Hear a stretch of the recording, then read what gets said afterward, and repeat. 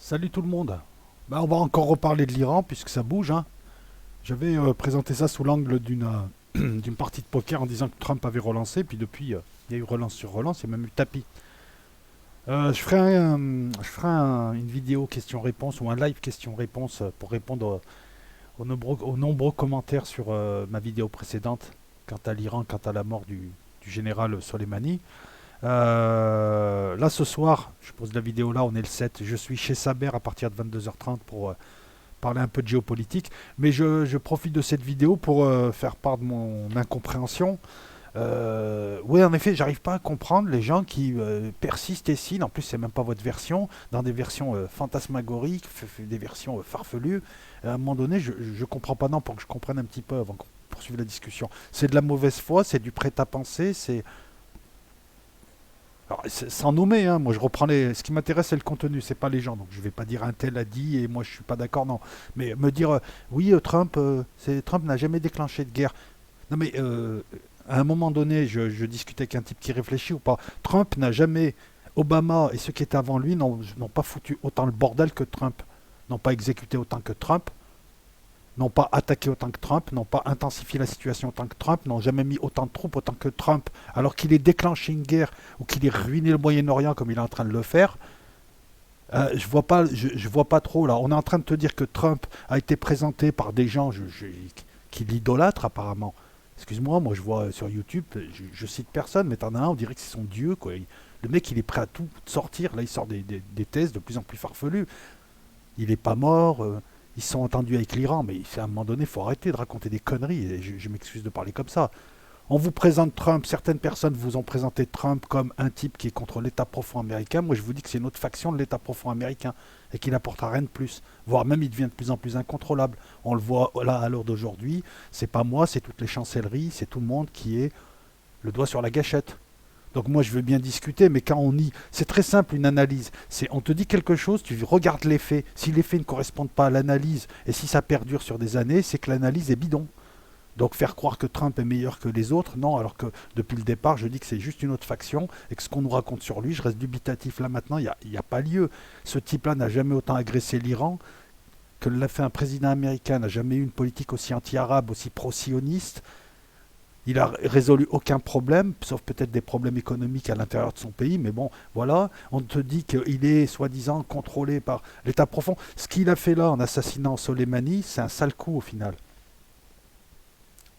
L'État profond américain, là, a la haine. C'est pas l'État profond qui a assassiné. Il ne voulait pas arriver à une situation aussi incontrôlable. La situation là est incontrôlable. Et il l'a rendue encore plus incontrôlable en continuant, en persistant avec ses tweets de gamins prépubères. Et là, en persistant, en surenchérissant, en te disant si jamais les Iraniens font quoi que ce soit, alors qui c'est qu'ils vont faire? Les Iraniens ont dit on va répondre. Et ils ont deux raisons. Parce que, un, c'est une exécution extrajudiciaire, et deux, il y avait des accords avec l'État profond américain pour ne pas toucher ce type de personnalité en Irak. Jusque-là, voilà. C'est pour ça que Soleimani se baladait avec une escorte légère. Ça, je l'ai su après la première vidéo. Bon, il n'empêche qu'il y a une technicité, parce qu'il faut quand même repérer dans quelle voiture il est, donc il a été vendu, et je pense qu'il y avait sur place des gens du Mossad israélien. Ça se révèle de plus en plus. Je suis désolé, hein. Ça fait pas mal de temps que j'analyse des trucs qui se réalisent au fur et à mesure. Les gens qui me suivent le voient bien. Je veux dire, voilà, que ce soit sur des gens, que ce soit sur des situations. La seule chose, oui, bon, ben, on peut pas te donner la date de la guerre, mais là, ça peut péter à tout moment, comme ça peut ne pas péter. Mais on est dans une situation tellement incontrôlable, les Iraniens vont répliquer. Donc ne me dites pas que Trump a été doublé par l'État profond, qu'il est obligé de le faire. Il n'était même pas obligé de le faire. Là, il vient de relancer une procédure d'impeachment, il n'a même pas prévenu son congrès. Il t'a fait un coup de cow-boy à un moment où il fallait pas le faire. Tout le monde a la haine. Les Européens ont la haine, les chancelleries européennes ont la haine, les Russes sont désemparés, tout le monde s'arrache les cheveux. Et c'est lui qui a fait le coup. Donc après me dire que Soleimani est déjà mort, donc il serait mort il y a 2 ans. Et depuis 2 ans, c'est son sosie qui se balade. C'est son sosie qui organise des réunions. C'est son sosie qui va voir Bachar al-Assad. C'est son sosie qui est sur le terrain. Parce que lui, contrairement aux généraux français, il est sur le terrain. Non. Après, on te dit, non, mais Trump s'est arrangé avec l'Iran. Non, mais je crois que le mec qui te dit ça, il a pas bien saisi les rapports politiques entre l'Iran et les USA. Les Iraniens veulent pas parler aux Américains, ils ne sont pas prêts de s'entendre. Ils ont la haine. Ça fait 40 ans qu'on les emmerde. Ils ont cru arriver à un accord avec l'accord de Paris, les Américains et Trump. C'est pas Obama, ça. Obama, il a déclenché des guerres. Lesquelles? Obama, il a tout fait pour calmer le jeu avec l'Iran. Parce que ça les arrange pas une guerre contre l'Iran, c'est pas ce qu'ils veulent. Obama, il organisait le pivot, donc faut arrêter. Donc voilà, donc croire que Trump s'entendrait avec les Iraniens, que Soleimani ne serait pas mort, oui, bien sûr, il est avec Elvis Presley, oui, oui. Il est avec Elvis Presley, Bob Marley. À un moment donné, il faut arrêter de sortir des théories sur des théories. Trump, c'est une autre forme d'état profond.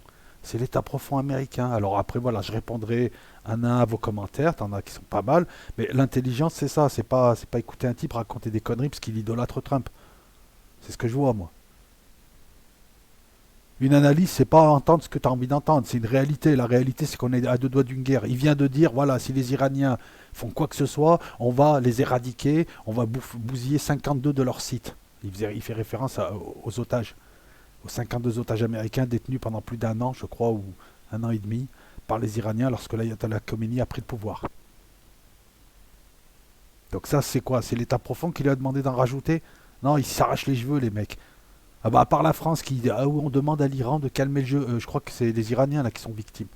En plus, il y avait des accords avec les Américains. Encore une fois, les Américains n'ont pas respecté leurs accords tacites parce il y a des accords avec l'État profond américain, il y a des accords avec les Iraniens et les Américains, bien évidemment, pour pas faire déraper cette guerre, pour maintenir une tension et pour pas perdre la face. Les uns vis-à-vis du bloc occidental et les autres vis-à-vis de leur propre population. Mais personne ne va en arriver jusque-là. Et depuis qu'il y a Trump, c'est coup sur coup, on est à deux doigts d'une guerre. Donc là, les Iraniens ont dit on s'en fout, nous on va répliquer. Et si vous attaquez un seul de nos sites, ils viennent de faire tapis, on rajoute Haïfa et Tel Aviv. Ça veut dire qu'en gros, on bombardera les Israéliens qui, eux, n'attendent que ça pour répliquer. Donc, ce sera parti pour une guerre. Il fait quoi, Trump? Trump a relancé. Je t'avais dit que c'était un beau coup. Finalement, non, il met tout le monde dans la merde et lui-même. Puisque les Iraniens semblent avoir du gros jeu. Eux aussi, ils ont dit ah bon, bah tu relances, c'est bon, on fait tapis. Ils viennent de faire tapis.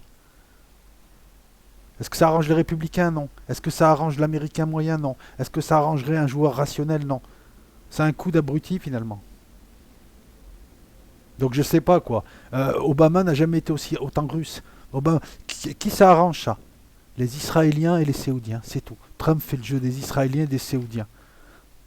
Parce qu'il va y avoir une réplique. Après on va voir. En admettant que les Américains calment le jeu. Déjà, quel type de réplique, ça fera l'objet d'une vidéo, puisqu'il y a plusieurs hypothèses. Une réplique directe, une réplique par des milices, une ou plusieurs répliques. Qu'est-ce qu'il y a? En tout cas, à l'heure où je te parle, les missiles iraniens sont en état d'alerte. Ça, c'est un signe. Leur défense antiaérienne, c'est en état d'alerte. Leur F-14, leur aviation vétuste, c'est en état d'alerte. Tout le monde est en état d'alerte. En Israël, c'est pareil. En Iran, c'est pareil. En Arabie, tout le monde est en état d'alerte. Les USA sont en état d'alerte. Tu as des missiles de croisière prêts à partir. Donc tout le monde est prêt à. Je pense pas que cette guerre l'arrange au moment de la réélection. Il voulait éviter une guerre, il a deux doigts d'en provoquer une. Parce que qu'est-ce qu'il fait maintenant? Les Iraniens vont répliquer, qu'est-ce qu'il va faire? Soit il fait rien, il calme le jeu, soit il réplique et c'est la guerre, puisque les Iraniens à ce moment-là continueront. Donc après, il faudra s'interroger comment va se passer cette guerre. Est-ce que... de toute façon, il y aura deux possibilités. Hein. Celui qui gagne doit attirer l'autre. Enfin non, comment? Si les Iraniens veulent gagner cette guerre, il faut attirer les Américains au sol et les ramener en Iran. C'est aussi simple que ça. Et les Américains ils doivent tout faire pour pas y aller. Et les Israéliens non plus. Donc eux, ils vont bombarder. Ça va être des missiles de croisière, des bombardements, de loin, de près, de partout. Et ensuite casser les reins en bombardant massivement, en attaquant tous les lieux possibles. Voilà, faire une campagne comme un peu ce qu'ils ont fait en Serbie, mais une campagne beaucoup plus massive, avec beaucoup de missiles qui partiront. Que feront les Iraniens à ce moment-là? Ils seront un peu emmerdés parce qu'ils n'ont pas l'aviation pour faire face. Une fois qu'ils auront jeté leurs missiles, ils n'ont plus rien. Ils bloqueront le Golfe. Voilà.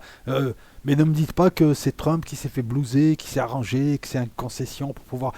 tout ce qu'il va gagner, c'est soit une guerre, soit le départ des troupes américaines, puisque le Parlement irakien vient de demander à ce qu'il se casse. Moqtada al-Assad vient de réactiver son armée du Mahdi. Les milices chiites en Irak et le Hezbollah ont fermé leur base et se sont dissous dans la population. C'est le signe que ça va frapper et qu'ils s'attendent à une contre-attaque. Ils se sont dissous dans la population. Ils ont fermé les centres. Des chefs sont partis en Iran. Donc là, c'est imminent. Ça peut être cette nuit, ça peut être. Donc moi, je veux bien discuter. Mais à un moment donné, quand j'ai affaire à des personnes qui me disent ah, Trump qui répète ça, alors que les faits leur donnent tort. Là, on n'est pas loin du platisme. Là. C'est de la... Voilà. T'as entendu un jour quelqu'un, tu t'es fait une idée sur ce qu'a dit quelqu'un et maintenant tu veux pas en démordre. Et donc, voilà, dès qu'on va te montrer un truc, tu vas te trouver une histoire, une invention. Là, la réalité, c'est que Trump joue de plus en plus mal. Trump, c'est le chien fou qui va provoquer quelque chose, hein, à force. Et il est tombé sur des Iraniens qui ne sont pas Saddam Hussein et qui, eux, veulent en découdre aussi. Parce que de toute manière, dans ce calcul, et là on pourrait appliquer la théorie des jeux de Nash, dans ce calcul, les Iraniens, si tu regardes bien, ils doivent en découdre. C'est ça où ils sont asphyxiés lentement comment dire, des sanctions économiques. Les Iraniens, là, ne peuvent pas rester dans cette situation. Alors que les Américains, ils ont tout intérêt à rester dans cette situation-là. C'est une situation où tu asphyxies l'autre lentement, tu lui casses les reins, tu le bats à la pédale, comme on dit en vélo, hein, au rythme. Et non, l'autre, il arrive, boum, il tabat le numéro 3 iranien. Alors qu'il y avait tacitement des règles. Voilà, t'attaques pas mes généraux, t'attaques pas certaines de mes troupes, j'attaque pas là. Surtout qu'en plus, c'est extrajudiciaire. C'est un type, Soleimani, qui avait affronté réellement Daesh en Irak, hein, qui faisait de l'unanimité là-dessus. Hein. Bon, bah, Daesh ayant fait le jeu des Américains depuis qu'ils existent, on se demande si c'est pas aussi une petite vengeance. Mais le fait d'attaquer le numéro 3 iranien, voilà, ils auraient pu répliquer en attaquant des bases Hezbollah, des bases du Hezbollah irakien, ils auraient pu. Il y avait 1 milliard de choses à faire pour répliquer à l'attaque de l'ambassade, enfin à l'envahissement de l'ambassade. Qu'est-ce qu'il a fait? Il a frappé, il a utilisé le coup le plus pourri. Alors ne venez pas me dire que Trump c'est mieux que Obama, c'est mieux que Clinton, ils sont tous pareils. Et sur ce coup-là, c'est lui qui est pire que Clinton. Voilà. Et ça, c'est très simple. Il suffit de voir elle, quand elle était ministre sous Obama, ce qu'elle a fait. Et il faut voir lui ce qu'il fait en 2 ans de mandat. Et on est à 2 doigts d'une guerre mondiale. Alors ne me dites pas non, parce que si, ou parce que ça, ou parce que une émission là, où un type idolâtre Trump, hein, et à un moment donné, il faut arrêter. Déjà, il faut faire des analyses à froid. Voilà où on en est. Hein. Les Iraniens viennent de relancer en disant tapis.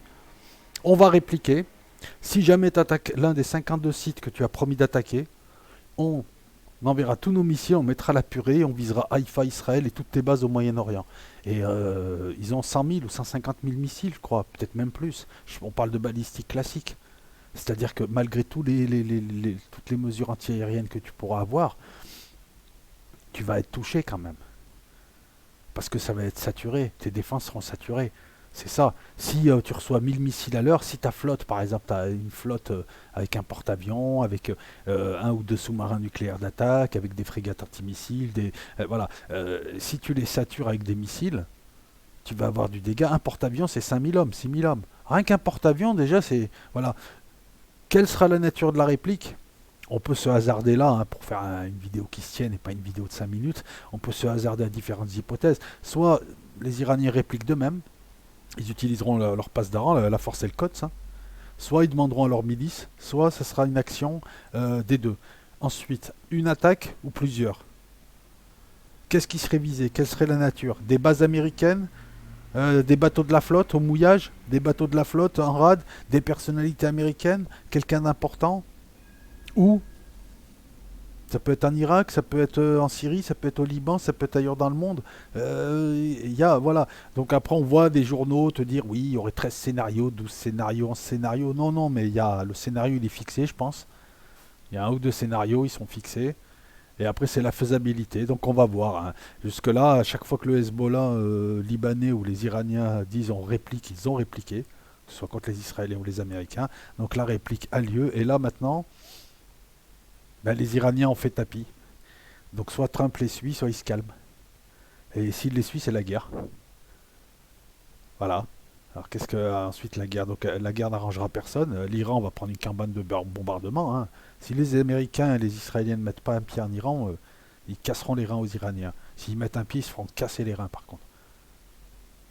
Mais pendant que casseront les reins à l'Iran, l'Iran aura bloqué le détroit d'Ormuz, le pétrole aura du mal à s'acheminer, il y aura des cracks financiers, et ça sera le bordel partout, même là où il n'y a pas de guerre, ça peut être qu'une guerre au Moyen-Orient, mais les répercussions, elles arrivent.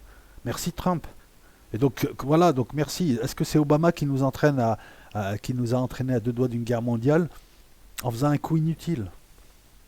Un coup stupide, et je me répète encore une fois, non seulement Trump représente une autre faction de l'État profond, c'est pas parce qu'il s'embrouille avec Obama et Clinton que c'est un type bien, hein. C'est simpliste comme raisonnement, mais en plus il démontre qu'il est encore plus nocif qu'eux. Il n'y a jamais eu, je me répète, de politique anti-arabe, anti-musulman, anti-russe, anti tout ce que tu veux, et que ce type est incontrôlable, il fait peur à tout le monde, il est capable du pire, et il n'a réglé aucun problème. Il n'a fait qu'accroître les problèmes. Oui, oui, Obama, non, Trump n'a pas déclenché de guerre en Syrie, mais les Syriens, ils crèvent quand même et ils se voient leur pétrole volé par des troupes américaines qui sont plus nombreuses qu'elles ne l'étaient l'an dernier. Depuis qu'il y a Trump, il y a 15 000 hommes de plus au Moyen-Orient. Donc, voilà, donc qu'il ait déclenché une guerre ou pas, ça répond pas à la question, à savoir arrêter de croire à ces balivernes de Trump, l'État profond. Trump, oui, se bat un peu contre l'État profond, mais Trump, c'est l'État profond, c'est une autre faction. Donc moi, je m'en fous qu'il soit réélu ou pas, au final. Je m'en fous, moi, que oui, l'État... Voilà, on nous parle de trucs, Quanon, maintenant c'est oui, mais c'est des enquêtes, ça dure. Quanon, ça en est où, Quanon? Moi, je ne dis pas que ça n'existe pas, ce genre de choses. Je dis juste qu'à un moment donné, on est dans le complotisme, parce qu'on voit rien sortir. Le Pizzagate, ça en est où?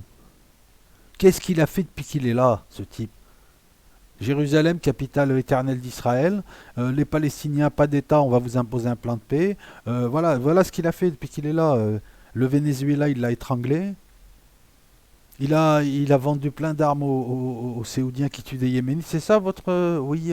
Bah, je préfère le vrai État profond. Avec Obama, au moins, c'était créé, ça y allait pas comme ça, quoi. Et puis t'avais l'impression quand même qu'il contrôlait des deux côtés la situation. Voilà, je ne m'en prends pas à quelqu'un en particulier dans les commentaires. Je donne ma version. Voilà, vous avez bien vu, je fais passer tous les commentaires, je donne ma version, je respecte tous les commentaires, toutes les personnes, mais à un moment donné, quand on continue à me dire des choses comme il n'a pas déclenché de guerre, c'est pas un argument ça, gars, parce que là tu me parles d'un truc, je veux dire, tu es à côté quoi.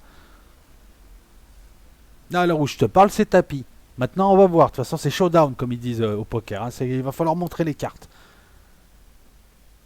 Sachant que les Américains peuvent en plus, et j'espère qu'ils vont jouer cette carte, peuvent se permettre de perdre un peu la face parce qu'ils sont tellement puissants qu'on sait que tout le monde prendra ça pour une mesure sage. Hein, j'espère qu'à un moment donné, les conseillers de Trump vont lui dire bon, c'est bon, tu répliques pas. Ils vont te couler un bateau, ils vont te faire un truc comme ça, ils vont te couler un bateau, ils vont te tuer peut-être un général, mais tu répliques pas. Tu la joues grand seigneur, comme pour le Global Hawk, le drone HAL, haute altitude, longue endurance que les Iraniens avaient abattu. Voilà. Voilà, donc c'était un petit point, hein. C'est un petit peu ce que je vais dire en substance sur Saber Solo, hein, dans un peu plus de 2 heures.